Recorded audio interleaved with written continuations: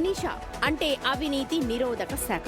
ఇప్పుడు పాయింట్ ఏంటంటే ఏసీబీ తన రికార్డులు తానే బ్రేక్ చేస్తోందా, లేక ఈ శాఖ చేస్తోన్న తనిఖీలో పట్టుబడుతున్న వాళ్లలో వాళ్లే రికార్డులు బ్రేక్ చేసుకుంటున్నారా అని చూస్తే తల తన్నేవాడు ఒకడైతే తాడి తన్నేవాడు మరొకడు పుట్టుకొస్తున్నాడు అంటాం కదా, అంతగా చెలరేగిపోతున్నారు మన లంచావతారాలైన అధికారులు.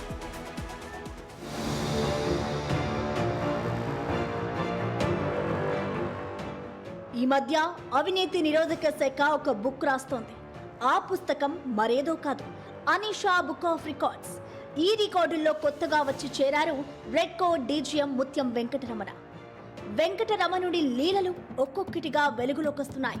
గతంలో ఒకసారి చిక్కి తప్పించుకున్న ముత్యం మరోమారి ఆదాయానికి మించిన ఆస్తుల్లో దొరికిపోయారు. ఒక చేత్తో జాబ్, మరే చేత్తో రియల్ ఎస్టేట్ దందా చేస్తున్నట్లు గుర్తించారు ఏసీబీ అధికారులు. అధికార గణంలో ముత్యం లాంటి ముత్యం వెంకటరమణకు మిగిలిన వారికి తేడా ఏంటంటే ఈయన 2006 నుంచే రియల్ ఎస్టేట్ రంగంలోకి దిగారు.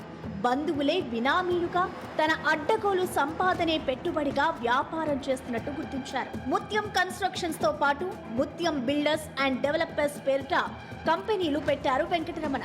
భార్య స్వప్న, తండ్రి వెంకన్న, తన అంకుల్ రాంబాబు, కొడుకు నిఖిల్ని డైరెక్టర్లుగా నియమించారు. అదే ఏడాది రిజిస్టర్ అయిన ఫ్రైడ్ హోమ్స్ కంపెనీలో భార్యతో పాటు రవి అనే మరొకరిని డైరెక్టర్లను చేశారు.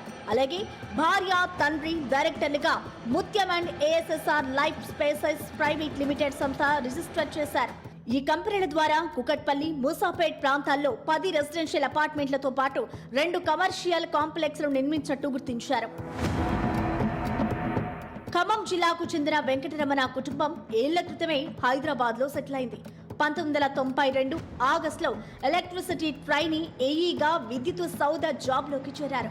2001 డిసెంబర్లో ఏడీఈగా ప్రమోట్ అయ్యారు.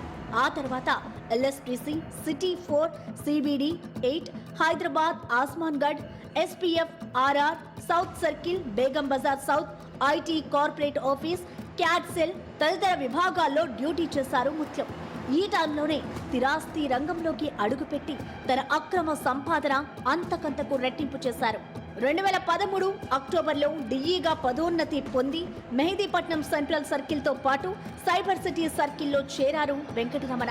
ఇక్కడ చేస్తుండగానే 2019 డిసెంబర్ 12న 25,000 లంచం తీసుకుంటూ ఏసీబీకి రెడ్ హ్యాండెడ్గా దొరికిపోయారు. అదే రోజు వేటికి గురైన ఆయన 2022 ఫిబ్రవరి 1 వరకు సస్పెన్షన్లోనే ఉన్నారు. తర్వాత డ్యూటీలో జాయిన్ అయిన వెంకటరమణ రెడ్కోలో డీజీఎం హోదాలో పనిచేస్తూ తాజాగా మరోమారు ఏసీబీ రికార్డులకెక్కారు.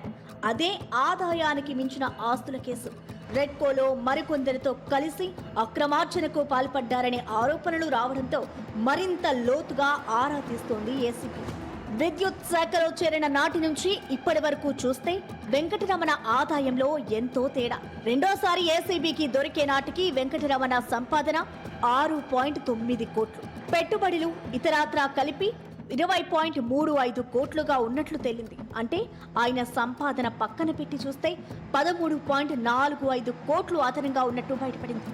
దీనికి ప్రస్తుత ఆస్తుల్ని కలిపితే మొత్తం 17.54 కోట్ల మేర ఆదాయానికి మించిన ఆస్తులు ఉన్నట్లు గుర్తించారు.